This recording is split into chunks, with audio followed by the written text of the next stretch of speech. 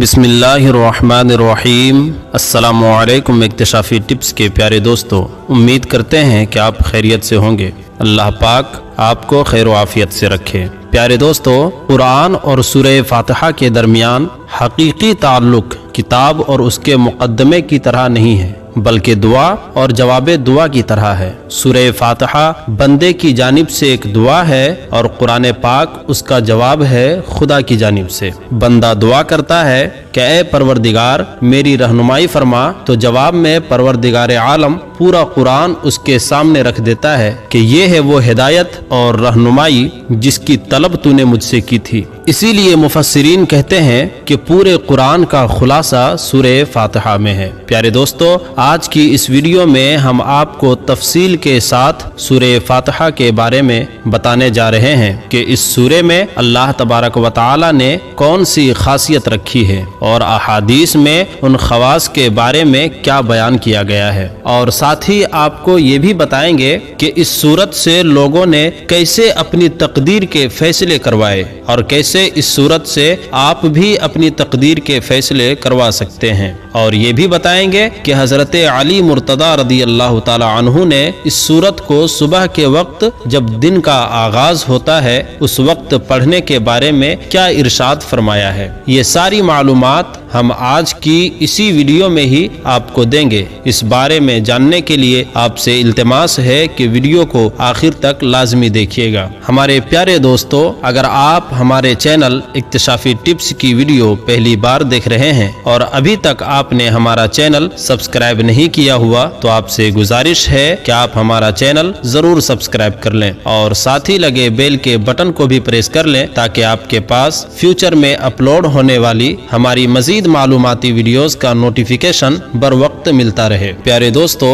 इमाम नसाई रहमतुल्लाहि ताला अलैह रिवायत करते हैं कि हजरत अब्दुल्ला इब्न अब्बास रदी अल्लाह ताला अन्हुमा बयान करते हैं कि एक दिन हजरत जिब्राईल अलैहिस्सलाम नबी अकरम सल्लल्लाहु ताला अलैहि वालिहि वसल्लम की खिदमत में हाजिर थे। उन्होंने ऊपर से एक चरचराहट की आवाज सुनी। हजरत जिब्राईल अलैहिस्सलाम ने कहा कि ये आसमान का एक दरवाजा है जो आज खोला गया है और आज से पहले कभी ये दरवाजा नहीं खोला गया। इस दरवाजे से एक फरिश्ता नाजिल हुआ तो इस पर हजरत जिब्राईल अलैहिस्सलाम ने कहा कि ये फरिश्ता जो जमीन की तरफ नाजिल हुआ है ये आज से पहले कभी किसी नबी के पास नाजिल न हुआ था। उस फरिश्ते ने आकर सलाम अर्ज किया और कहा कि आपको दो नूरों की बशारत हो जो आपको दिए गए हैं और आपसे पहले किसी नबी को ये नूर नहीं दिए गए। एक नूर फातिहतुल किताब है यानी सूरह फातिहा है और दूसरा नूर सूरह बकरा की आखिरी आयतें हैं। दोस्तों, सूरह बकरा की फजीलत में हाफिज नूरुद्दीन अल-हैसमी रहमतुल्लाहि ताला अलैह फरमाते हैं कि हजरत अबू ज़ैद रदी अल्लाह ताला अन्हु बयान करते हैं कि मैं नबी अकरम सल्लल्लाहु ताला अलैहि वालिहि वसल्लम के साथ मदीना के किसी रास्ता में जा रहा था। नबी करीम सल्लल्लाहु ताला अलैहि वालिहि वसल्लम ने एक शख्स की आवाज सुनी जो तहज्जुद की नमाज में उम्मुल कुरान यानी सूरह फातिहा पढ़ रहा था। नबी अकरम सल्लल्लाहु ताला अलैहि वालिहि वसल्लम खड़े होकर इस सूरत को सुनने लगे, यहाँ तक कि उसने इस सूरत को मुकम्मल कर ली। हुजूर अकरम सल्लल्लाहु ताला अलैहि वालिहि वसल्लम ने फरमाया कि कुरान में इसकी मिस्ल और कोई सूरत नहीं है। इमाम तबरानी रहमतुल्लाहि ताला अलैह ने इस हदीस को मुअजमुल औसत में नकल किया है बहवाला मजमुउज़ ज़वाइद। और दूसरी जगह हजरत अबू हुरैरा रदी अल्लाह ताला अन्हु बयान करते हैं कि जिस दिन सूरह फातिहा नाजिल हुई उस दिन इब्लीस बहुत रोया था और ये सूरत मदीने में और मक्के में दोनों जगह नाजिल हुई है। इस हदीस को भी इमाम तबरानी ने मुअजमुल औसत में रिवायत किया है। इसकी सनद सही है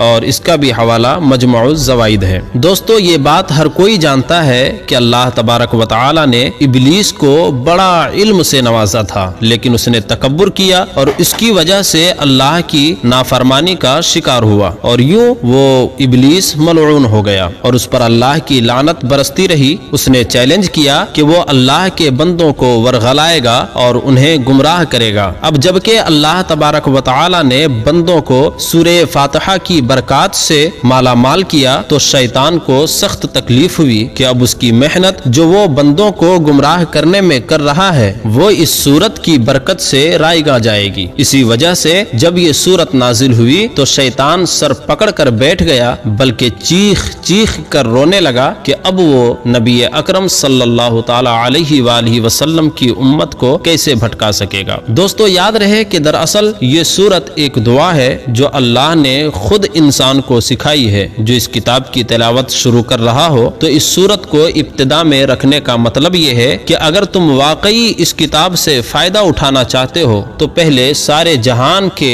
پالنہار رب العالمین سے یہ دعا کرو۔ انسان فطرتاً اسی چیز کی دعا کرتا ہے جس کی طلب اور خواہش اس کے دل میں ہوتی ہے، اور اسی صورت میں کرتا ہے جب اس کو اس بات کا احساس ہو کہ اس کی مطلوبہ چیز اس ہستی کے اختیار میں ہے جس سے وہ دعا کر رہا ہے۔ پس قرآن کی ابتدا میں اس دعا کی تعلیم دے کر گویا انسان کو یہ تلقین کی گئی ہے کہ وہ اس کتاب کو راہ راست یعنی صراط مستقیم کی جستجو کے لیے پڑھے، طالب حق کی ذہنیت لے کر پڑھے اور یہ جان لے کہ علم کا سرچشمہ خداوند قدوس ہے، اس لیے اسی سے رہنمائی کی درخواست کر کے پڑھنے کا آغاز کرے۔ کہتے ہیں کہ جب بندہ نماز کے اندر سورہ فاتحہ کی تلاوت کرتا ہے تو اللہ تبارک و تعالی ہر آیت کا جواب ارشاد فرماتا ہے، جس کی تفصیل اس حدیث میں بیان کی گئی ہے کہ امام مسلم رحمۃ اللہ تعالی علیہ سے روایت ہے کہ حضرت ابو ہریرہ رضی اللہ تعالی عنہ بیان کرتے ہیں کہ حضور اکرم صلی اللہ تعالی علیہ وآلہ وسلم نے فرمایا کہ اللہ تبارک و تعالی فرماتا ہے کہ میرے بندے کے لیے وہ چیز ہے جس کا وہ سوال کرے، اور جب بندہ کہتا ہے الحمدللہ رب العالمین تو اللہ تعالی فرماتا ہے کہ میرے بندے نے میری حمد کی،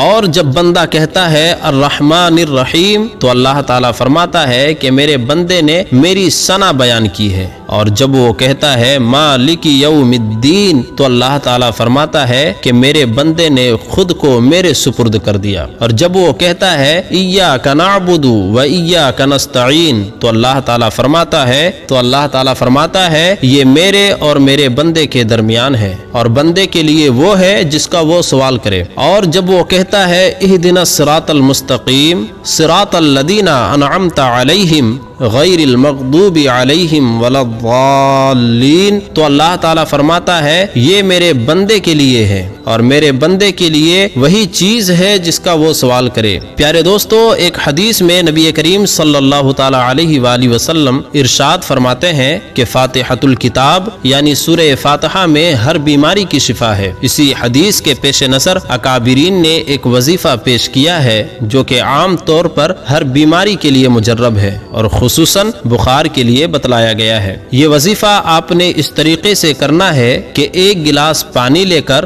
سب سے پہلے آپ نے ایک بار درود ابراہیمی جو کہ آپ نماز میں پڑھتے ہیں اسی درود کو پڑھنا ہے، اس کے بعد 41 بار سورہ فاتحہ اور پھر آخر میں ایک بار درود ابراہیمی پڑھنا ہے۔ یہ کلام پڑھ کر پانی پر دم کر دیں اور پانی سے مریض کے چہرے پر تھوڑا سا چھینٹا لگائیں اور باقی بچے ہوئے پانی کو مریض کو پلا دیں۔ اس عمل کو دن میں 2 سے 3 بار کیا جا سکتا ہے۔ اللہ کے فضل و کرم سے مریض کو صحت نصیب ہوگی۔ اس سورت کو پڑھ کر دم کرنا احادیث سے بھی ثابت ہے۔ جس بیماری کے لیے بھی دم کریں گے انشاءاللہ شفا حاصل ہوگی، مگر شرط یہ ہے کہ مکمل یقین کے ساتھ اس عمل کو کیا جائے۔ پیارے دوستو، سورہ فاتحہ کو کثرت سے پڑھنا ثواب بھی ہے اور اللہ کی رضا سے بلا شبہ یہ ہر مسئلے کا حل بھی ہے۔ روزانہ اول و آخر درود پاک کے ساتھ 11 مرتبہ اس سورت کو پڑھنے والے روحانی طور پر انتہائی مضبوط ہو جاتے ہیں اور بے شمار امراض سے محفوظ ہو جاتے ہیں۔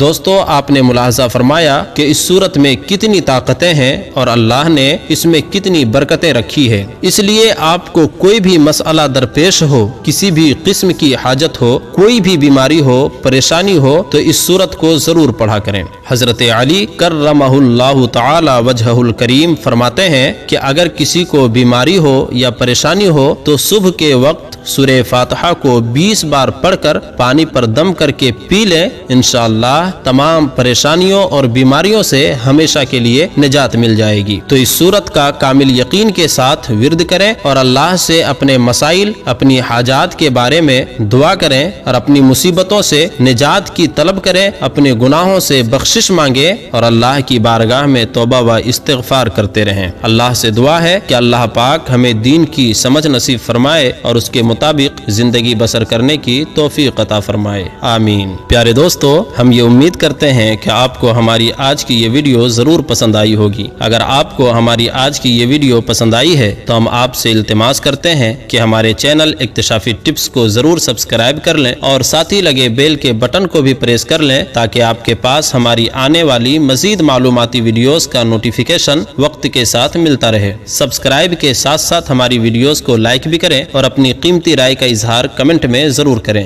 कमेंट्स में आप अपने सवालात भी हम तक पहुंचा सकते हैं। अब हम आपसे इजाजत चाहते हैं। अल्लाह ताला आपको अपने हिफ्ज़ो अमान में रखे, आमीन।